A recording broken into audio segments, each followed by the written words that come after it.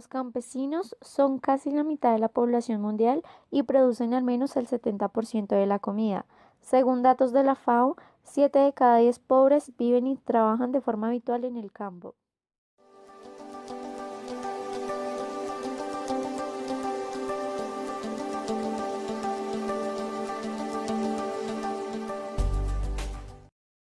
El 90% de la población es pobre o se encuentra en condiciones de vulnerabilidad. Además, el 63% no tiene ningún tipo de activos, fincas, parcelas o tierras, y la mayoría de sus instituciones de apoyo y fomento fueron desmanteladas. ¿Qué me gustaría saber ustedes cómo aprendieron a sembrar? Y pregúntale a ella. No, yo no pregunto. ¿O cómo aprendió a sembrar su merced? ¿Sí lo aprendió empíricamente o se lo enseñaron sus padres? No, no llega aquí. Por lo que es cultivo tradicional aquí de Cibaté. De Cibaté ya. Todas las fincas han sembrado este fruto, entonces O sea que ninguna, digamos, entidad, no, ninguno se tomó como el tiempo de decirles, venga, acá se no, enseña. aquí ninguna entidad le presta a uno No ha recibido ayudas del gobierno, nada. créditos, Por eso le toca a uno Solo. solucionarse solo con Bueno, préstamos claro, de bancos adicionales o como pueda uno financiarse, pero claro. del gobierno ni de nada. Aquí lo único que esperan es eso Trabaja y les ven. y vienen y antes a sacar información de uno. Ah, Entonces, pues no, claro, la ayuda de parte de las entidades es mínima. claro. Y esta, Ni las mismas personas que importan la mata muchas veces poca asesoría le dan a uno.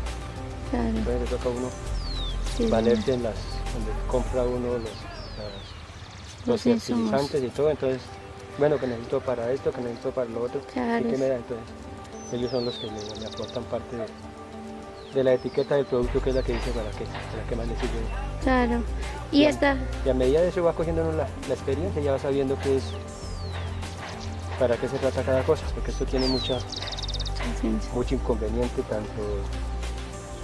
tanto dentro de la tierra como por fuera en la hoja. sí, Entonces hay que haber mucho control. Si no se controla esto, una mata nunca tiene futuro. claro, sí, señor. ¿Y esta fresa dónde la lleva? Esta fresa se comercializa ahorita actualmente. Estamos tratando de quitar intermediarios, entonces directamente a los jugos. ¿Y su merced la lleva? Se la lleva, o sea, aquí trabajamos con un hermano, entonces él la comercializa. El uso del suelo no corresponde siempre con su vocación. En particular, hay todavía muchos terrenos planos con vocación agrícola que se usan para ganadería extensiva, en tanto que la agricultura familiar con vocación agrícola se tiende a localizar en las laderas en condiciones que presentan desafíos para su desarrollo y sostenibilidad económica y ambiental.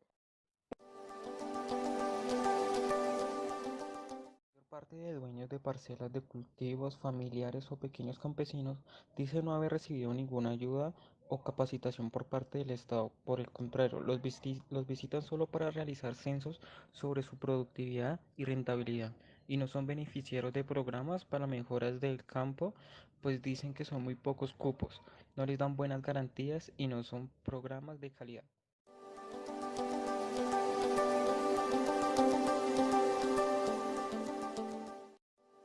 Buenos Hola, días, buenos ¿cómo días. estás? ¿Me permites hacerte unas preguntas? Claro que sí. Me gustaría saber con cuántos trabajadores cuentas o si tienes trabajadores. Pues bueno, a la semana manejamos la mayoría de trabajadores que son los del cultivo, que son, bueno, chicos que pues al principio hay unos.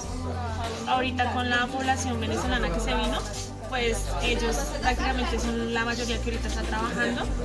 Ellos toca obviamente enseñarles, porque es gente que pues sabe, sí, se capacitan en cuanto a los cultivos. Sí, entonces más o menos entre semanas se manejan de 10 a 15 trabajadores en el cultivo. Ellos realizan las tareas de limpieza del cultivo, de fumigaciones, por decirlo así, de cogidas. ¿Y todo eso es enseñado por ti? Pues por mis papás, que son los que manejan la parte de cultivo. ellos son los que los capacitan. También hay a veces hacen capacitaciones en la alcaldía, entonces se mandan, digamos, en cuanto a... ¿Esa es la ayuda del gobierno? Más o menos es la ayuda que recibimos, porque del resto así no, pues en cuanto a capacitaciones sí, ellos están en constante capacitaciones, como te digo, con la alcaldía. En cuanto, digamos, en cuanto a digamos, químicos, ¿sí? Para cómo manejarlos y eso. Ayudas del gobierno así, no, cada uno. Créditos, ¿no? Crédito no, pues digamos, uno solicita créditos en Banagrario, pues por lo que es la entidad que cubre al campo, pero pues en realidad es muy difícil que los aprueben o tienes que tener fincas para acomodarlas en garantía de los créditos, entonces es mejor como tener la base para poder pues sembrar. Y los fines de semana pues aquí sí ya esa parte, porque es como es cultivo el negocio. Entonces manejan más o menos el domingo, se manejan 34 personas, que son las que ayudan a arreglar la fresa, a batir las cremas, a hacer los postres. También los domingos cogemos fresa, mediodía, para poder vender el resto de día que queda, para que la gente lleve la fresa súper fresca. En otras partes, nosotros tenemos comercializadores que ellos mismos vienen y la compran acá, que sería como Abastos, gente que la lleva para otras partes, pero así como nosotros tanto. Otro factor que podemos evidenciar es la llegada masiva de venezolanos que ahora vemos trabajando en el campo por las pocas oportunidades de empleo, afectando así el trabajo de otros jóvenes campesinos. El Fondo Internacional de Desarrollo Agrícola enfatiza que los habitantes rurales son pobres debido principalmente a la falta de tierra, crédito, infraestructura, tecnología y servicios sociales. También inciden factores políticos, demográficos y de conservación de los recursos naturales. Esto es muchísima la inversión, es que por ejemplo lo que es plástico, lo que son cintas, lo que son accesorios de infraestructura que toca meter son demasiado costosos. Además, por ejemplo, una matica de estas que viene anteriormente la importaban de Estados Unidos, ahorita ya por fitosanitario no volvieron a importar, sale demasiado cara. Sí. Pero eso no lo ven los comerciantes, o los que ven es que tienen que ganar. Claro. Y además, trabajen y que ellos nosotros ganen. buscamos con este proyecto es que también ayudarles, brindarles como una ayuda a ustedes también las técnicas de cultivo, cómo las mejoran y demás, porque lo que le decía a mi compañera, aquí en la entrada de Cibate se ven los invernaderos, se ven las ajustaciones y demás, pero pues uno también puede... Sí, lo que pasa es que en esto, para hacer un cultivo en invernadero es demasiado el gasto. Sí. Sí. Y la fresa no es igual de apetecida que la que se da A campo a abierto. campo abierto.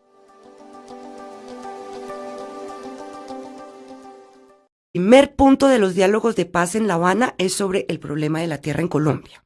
El gobierno y las FARC reconocieron que era lo primero de lo que había que hablar, y los análisis sobre el conflicto y las cifras oficiales aclaran por qué. Veamos algunas.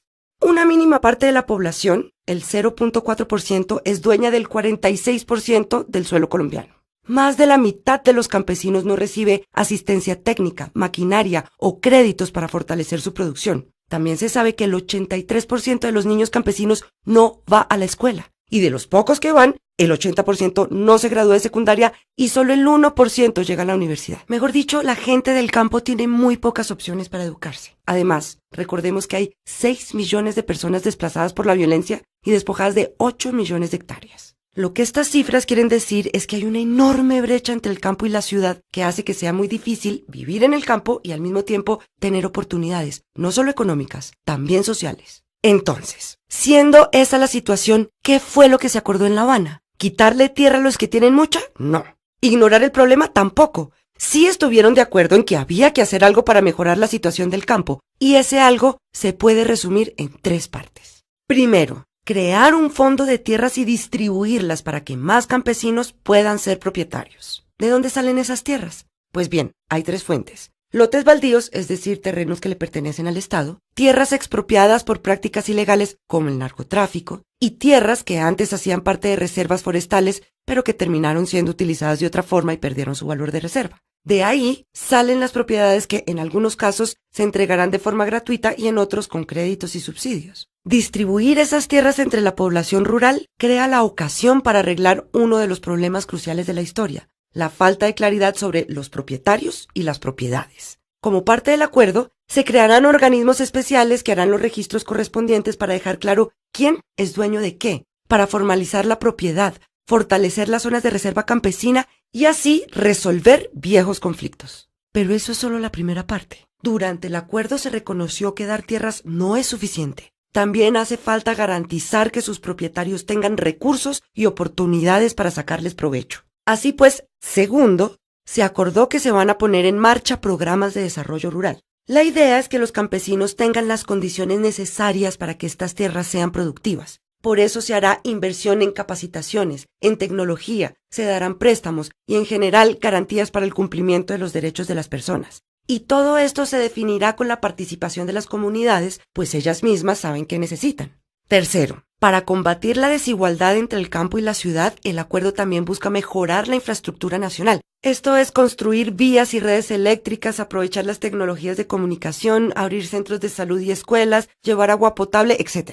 Todos estos son cambios que necesita el país para mejorar la producción de alimentos, teniendo en cuenta que hoy en día el 70% de nuestra comida la producen unos pocos campesinos en condiciones de pobreza. Por supuesto, hay muchos detalles que se nos quedan por fuera. Pero, a grandes rasgos, esto fue lo que el gobierno y las FARC acordaron como el punto de partida para buscar una salida pacífica al problema rural en Colombia. ¿Eso quiere decir que así quedó resuelto de una vez por todas el conflicto de tierras? No todavía. Quiere decir que estamos de acuerdo en que, con ese primer paso, podemos continuar en el camino de la paz.